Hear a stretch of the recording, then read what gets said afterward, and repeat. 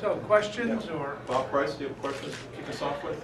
Yeah, Mr. Speaker, Bob Price with Texas GOP Vote. How are you, sir? Good. Good. I want to thank you for coming to Texas and participating in this Texas Tea Party PAC, Texas Patriot PAC activity. We heard a lot of good things tonight from what you had to say. How do you actually implement and cut through the bureaucracy of the government, get both sides to work together to actually attacking these problems and addressing them in a fiscal responsibility manner? Well, that you just put your finger on really the big key in the end. I mean, after all the speeches are done, what gets done?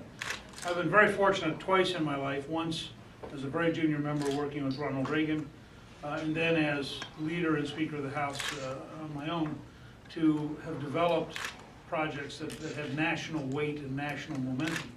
And that's what you have to do. That's why I mentioned, I strongly recommend to all of you a book called The Education of Ronald Reagan, which is a great study of what Reagan did and where he learned at General Electric how to do it. So I think I tell everybody, I don't ask anyone to be for me. Because if you're for me, you're going to go home and say, I hope Newt does it. I tell people I need you to be with me. Because for 8 years, we're going to be in a constant fight. And you need to know going in, you want this level of change? It is going to be a real fight every day. Because the left is going to bitterly try to stop it every day. So you just have to have focus. The last thing I'll say is that Reagan taught me the core concept that lions can't afford to hunt chipmunks, because even if they catch them, they starve to death. Lions have to pick antelope and zebra, and Reagan had 3. Defeat the Soviet Empire, rebuild the American economy through lower taxes, less regulation, more American energy, and praising job creators, and make people proud to be an American again. He got up every day and he said, what am I doing? Those 3. And then he walked in the Oval Office and chipmunks ran in.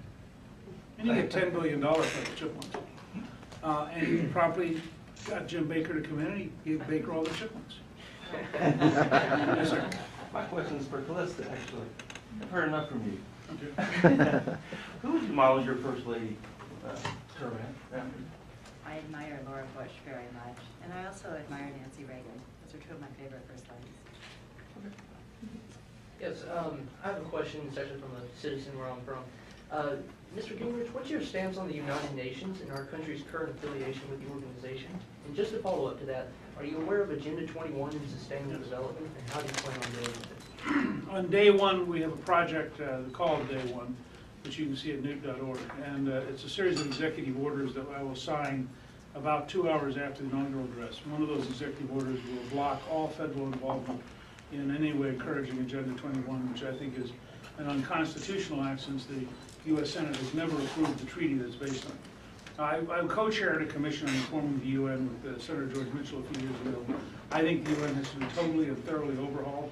I think we should be seriously looking at creating an organization of democracies that believe in the rule of law and shifting most authority away from the UN.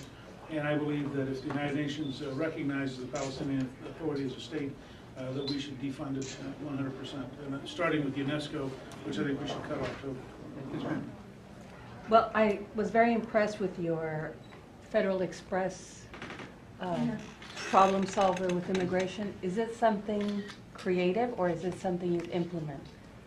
Well, I mean, look, I think to solve immigration, first of all, you have to control the border. And if you go to newt.org and look at a 21st century contract with America, one of the key items is by January 1, 2014 to have control of the border. And that means we're drafting a bill now which will be available by September 27th of next year, which is the anniversary of the original contract, which is going to say we're suspending all federal law and all federal regulations that would interfere with controlling the border.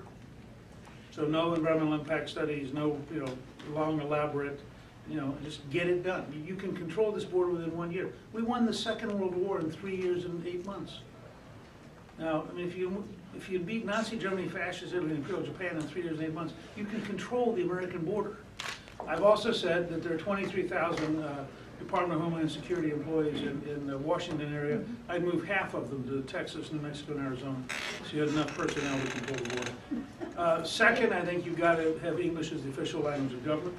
Third, I think that you have to move to a guest worker program, which you outsource to American Express, Visa, or MasterCard, because they actually know how to track people down.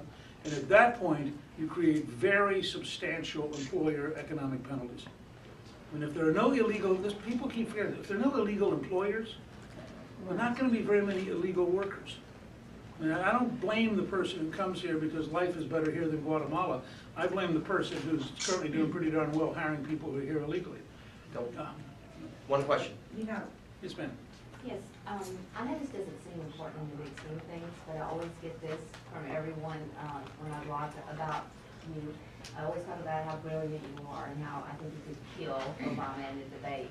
And they bring up the commercial with Nancy Pelosi on the couch. So could you just address that and put it to Yes, rest? the correct answer is it was a mistake.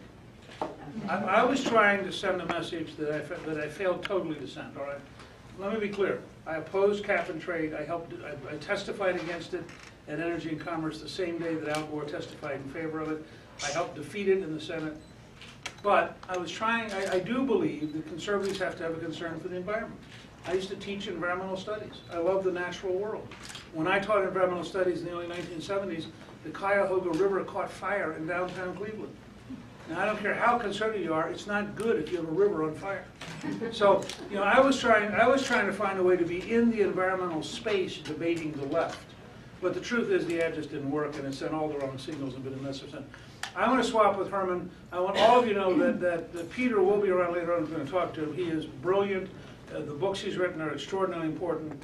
And I think he may be the only intellectual who now has 2 presidential candidates praising him. So it puts him in a very small list. Anyway, we've got to run next door and talk. Thanks, guys.